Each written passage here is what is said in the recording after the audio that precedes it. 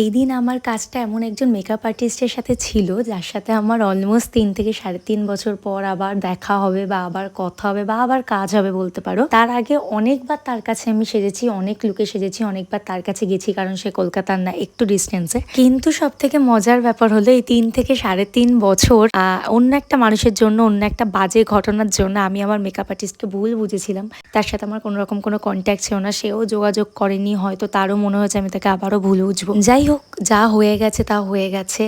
Finally আমাদের দুজনে আবার একসাথে কাজ হলো। অনেকটা সকাল সকাল উঠে রেডি হয়ে গেছিলাম, আগের দিন রাতে শ্যাম্পু করে রেখেছিলাম বলে আমার এত ঠান্ডা লেগে গেছিল ধারণার বাইরে। আমার মেকআপ আর্টিস্ট মানে মৌপ্রিয়াদি কলকাতা একটা হোটেল নিয়ে আছে, কারণ দিদি কলকাতা এসছে কয়েকদিনের জন্য একটা স্পেশাল ক্লাস করতে, আর সেই ক্লাসটারই সেদিনকে ফাইনাল প্রেজেন্টেশন ডে ছিল। যথারীতি সকাল সকাল বনগা লোকাল ধরে দমদমে শুভঙ্করও আমার জন্য ওয়েট করছিল। ও আমার সাথেই যেত, গিয়ে আমাকে রেডি করিয়েও বেরিয়ে যেত, কারণ দিদির হোটেলে আমার হেয়ার অ্যান্ড ড্রেস আপ সবকিছু কমপ্লিট করে ওখান থেকে আমরা দিদির এক্সাম যেখানে আছে এসপ্ল্যানেডে স্টুডিও 1/2 সেখানে যেতাম। আমি যাওয়ার আগে মৌপ্রিয়াদির অন্য কোনো ব্যাপারে টেনশন ছিল না, শুধু একটাই টেনশন ছিল আমি কি খাবো।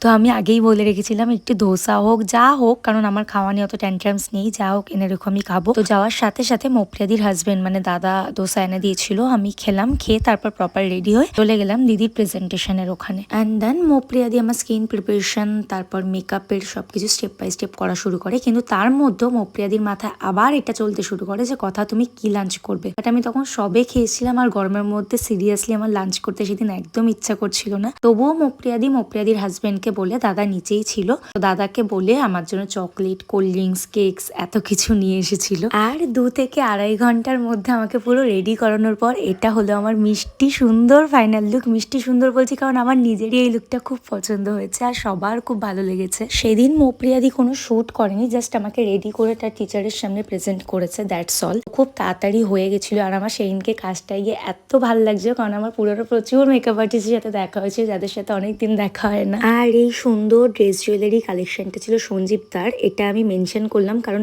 এই লুকটা আপলোডের পর অনেক মেকআপ আর্টিস্ট আমাকে জিজ্ঞাসা করেছো কালেকশনটা ঠিক কার। ফাইনালি প্রায় 4:30 পৌনে 5টার মধ্যে সবকিছু কমপ্লিট হয়ে যায়, আমি তাড়াতাড়ি বেরোই। কিন্তু এই যে মেয়েদের মন, আমি মেট্রো নেওয়ার আগে একটুখানি স্প্ল্যানেড করি, কয়েকটা টুকটাক জিনিসপত্র কিনি, তারপর মেট্রো নিয়ে দমদম থেকে বনগা লোকাল ধরে বাড়ি। আর ফেরবার সময় ট্রেনে আমি ভীষণ লেভেলের টায়ার্ড ফিল করছিলাম, খুব অসুস্থ হয়ে পড়েছিলাম হট করে, সেটা আমারই কিছু ভুলের জন্য। তবু ফেরবার সময় শরীর যাতে ঠিক হয়ে যায় তাই একটু আইসক্রিম খেতে খেতে বাড়ি ফিরি। আর বাড়ি ফিরে তো আমি কিছু ডিনারও করিনি, একটু আমার চকলেট খেয়ে ঘুমিয়ে পড়েছিলাম।